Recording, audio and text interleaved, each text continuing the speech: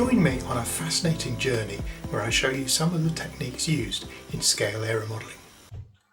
Hello again, modelers, and welcome back to the channel. Start again. Hello again, modelers, and welcome back to the channel. The de Havlin Tiger Moth flew beautifully once we'd had 3 trimming flights. Unfortunately, it was 3 rounds, so first round was a disaster, second round was less of a disaster, third round was actually getting close, and the free-for-all parade lap where all the Tiger Moths flew together was fabulous. So if I just had a bit more time or maybe put a bit more effort in, then this might have done a little bit better than it did. Statically, it did very well. It's built pretty accurately. It's nicely done. I lost mega points on the fin and rudder because they're actually built up on my model, and that saved probably 5 grams in what is an 80-gram model. So the judges, when they picked it up and looked at it, they said, "Oh, that one's light." Well, there you go, that's why. But unfortunately, 5 points off of a possible 30 times 2 judges, 10 points off. So that was never going to get me very far. But I had a great deal of fun with it, so it was lovely to build. Well, I say it was lovely to build. I enjoyed building it, but actually the kit could do with updating, and maybe VMC should have a look at redoing the plan. Just making it more accurate, because it's not terribly good, and a beginner would really struggle, I think, to put that one together. So anyway, there you go. That's the Viron 150% Tiger Moth. It's available through VMC kits, and VMC were at the Nationals as well, which was really nice to see. So thanks for coming along. Right, so what we're going to look at in this video is I'm going to give you a bit of an analysis on the Blackburn 1912 monoplane, which, as you know, we've been building on this channel, and it was ready, and well, not really ready. It needed some more test flying, was the problem. I thought I'd got it flying pretty stably so that I could at least just do some circuits and a figure of 8 and that sort of stuff, but actually I hadn't, and what turned out to be what I thought was going to be a stable flyer was actually a real handful, an absolute handful. So what I'm going to do is let you watch through the videos, and then I'll chat over the top. We'll run through them a few times, but there's actually 3 videos, but really there's only 2, because what's happened is one of the videos got split into 2 parts. You'll see why in a minute. But a big thank you to my friend John Ranson for videoing this. It was brilliant, and I've got a feeling that his wife Rosie may have done one of them as well. I'm not sure. But anyway, thank you to John and Rosie. It was lovely to see you, and it was lovely to see lots of people that came up and said hello over the whole weekend. So really good to see you.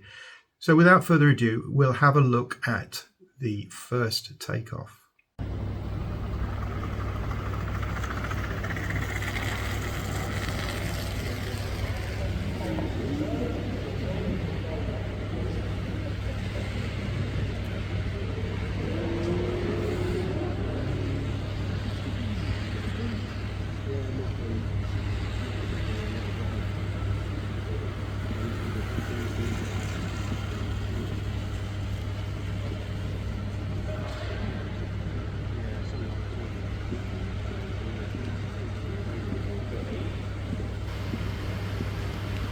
So the rollout was lovely, nice and straight, a little bit of rudder correction. Lift off was nice, tail was up, very smooth. Left turn was nice. It drifted off to the right a little bit and nearly took Peter Evers' head off, but then it went horribly wrong. As I applied more power, it pulled straight up, and I had full down in at this point, trying to keep it down. I was frantically feeding in the elevator trim to try and get the nose down. As you can see, it's still nose high. So I don't know where this has come from, but it didn't seem to exhibit this the last time it flew at St Helens. Anyway, eventually I sort of got it under control when it was turning left. Eventually I flew round and round a bit, trying to get a feel for the aircraft, and it was taking a lot out of me to try and actually keep it in the air. So eventually, as I came around, I landed and thought, right, well, we'll think about this and try on the next one and see what's what. But it did fly around, and my second flight the intention was just to fly circuits so that people could get some photographs of it. And I knew I wasn't going to be able to compete against Mats Johansson, Peter Evers, Andrew White and also Tonda. Their models were stunning. So what I really wanted to do was just float around the hall for a bit, so that those people that have been following along and that came along on the Saturday got to see the Blackburn in the air. So let's watch the next video, the second flight.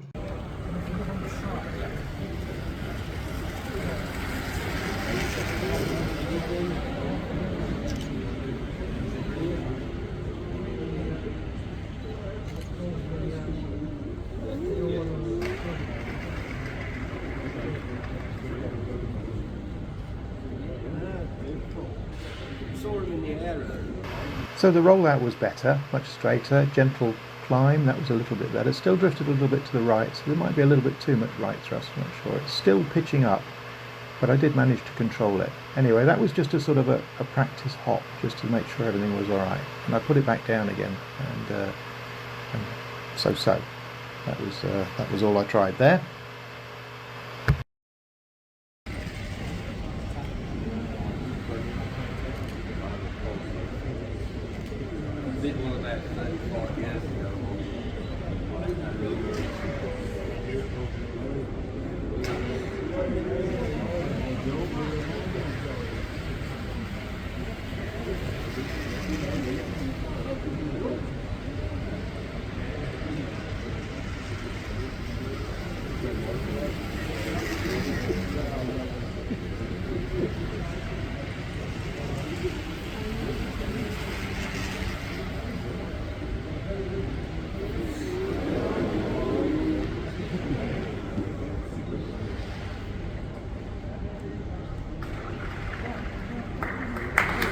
So off I went again to have a quick look around, see what I could do. This time I wanted to try and turn right, and here you can see what happens.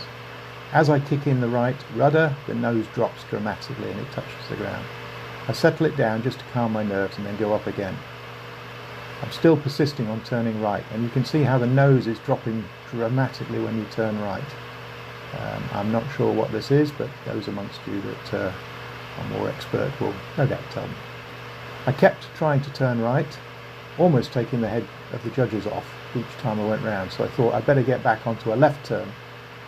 So I started to go left, but it wouldn't have it just went up.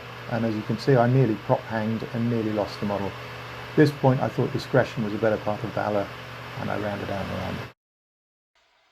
So what's the bottom line here? Maybe I should just stick to building models and not bother flying them, because that's proving I'm not very good at this trimming malarkey. But I have had some good feedback from Richard Crossley, who I really respect. Tonda Alfie is also somebody I really respect. They're both brilliant modelers. And a few other people that clearly know what they're doing. So it should be feasible to get this thing flying a little bit better. I think we still need to look at the CG, maybe a little bit further forward. But one of the things that was pointed out and was noticed, I didn't build any washout into the wings, and they do need, it does need adding. I found a head-on photograph view of the Blackburn after I'd done a lot of the work, and I realised that the washout is really dramatic. There's a lot of it. This will hopefully stop it wallowing around quite so much when it's on the edge of the stall. The other thing that was raised, Richard Crossley was very adamant about this, and so was Tonda. There needs to be a lot more downthrust. This may introduce an issue because there's not that much room in the cowl to pitch the motor forward, so I may have to end up giving up my ability to spin the motor with the propeller, because if I freeze the motor and let the freeze the engine and let the motor freewheel through the middle, then I can stand the motor up straight and mount the electric motor in the middle with a bit more downthrust, so it won't look so obvious to the static judges. Anyway, I'll think about that. There might be more room in the cowl than I think, and it may well be that I've just got to move the bulkhead back a little bit, move the electric motor back just a bit further to allow me to pitch it forward. It will cost me points in the static table, but the thing's got to fly, otherwise we're not going to get anywhere, are we? So that's what we're going to try. However, the model was on the table at the end of the day, just put on the table for people to look at and enjoy, right at the back of the hall. when the free flight modelers started flying and were trimming their models on the Saturday evening, one of the free flight models drifted right over into the pits area, hit the wall behind my model, and then slid vertically straight down the wall and smacked straight into the Blackburn. It's done a lot of damage to the model, so I won't be sorting it out quickly. My initial impression was that it's pretty well dead. All the rigging wires have been ripped out of the wings. There's damage to the wings and all sorts of stuff like that. So I was quite disappointed and a bit despondent. It wasn't the free flight modeler's fault by any means. You know, this stuff happens. And one of the number one rules with indoor flying is that you always make a box for your model. And it's not just for shipping the thing to avoid it getting damaged, which is, as we know, most of the times you damage a model when you're taking it out of the house or into the car or out the car or whatever. But no, you have the box also for when you're not flying at a competition. You put it back in its box and you pop it back under the table. It wouldn't have helped me in this case because the wings come off my model for when it's in the box. So when the wings are on it, it can't go in the box. So I'm stuck, devil in the deep blue sea here. So it's just one of those things that happens, and there's no avoiding it. To make matters worse, I took it all apart on Sunday morning, loaded it all in the van.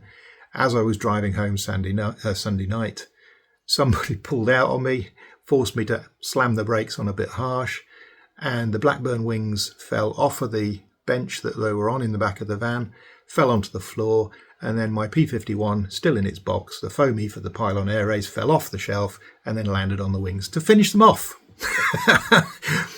So not a very productive weekend as far as, I don't know, scoring any points or whatever, but there you go. That's the way it is.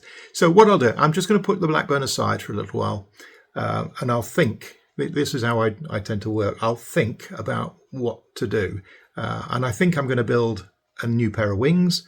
I'll probably be able to use a lot of the carbon that I've already used, but a new set of ribs, new spars, and reuse the trailing edges and leading edges and the root sections and stuff like that. Build some new wings with a lot more washout in, and it'll give me an opportunity to correct a few of the things that I didn't like. I get to use the Isaki tissue this time rather than the tissue I used last time, which will be nicer. So that's the plan. We'll rebuild it, and there'll be some more videos in the Blackburn series when I get round to doing that. But I think I've had enough of indoor for a little while, so I'm going to go back to either the Big Chipmunk and we'll look at the canopy, which is probably dangerous, or we'll move over to the F4B control line competition model, which is the Piper Twin Apache. I think that's probably the one we're going to look at next. So I'm sorry there's not been many videos, but to be honest, when I get focused like this, then they tend to dry up a little bit. So I am sorry about that. And once again, a really big thank you to John Ranson for letting me use the videos that he took on the day. And a really big thank you as well to all those that came along and said hello and said how much they liked the Blackburn. And that was good. That was really good. So I had a good weekend, really. All right. See you on the next video. If you've enjoyed it, please click like and subscribe.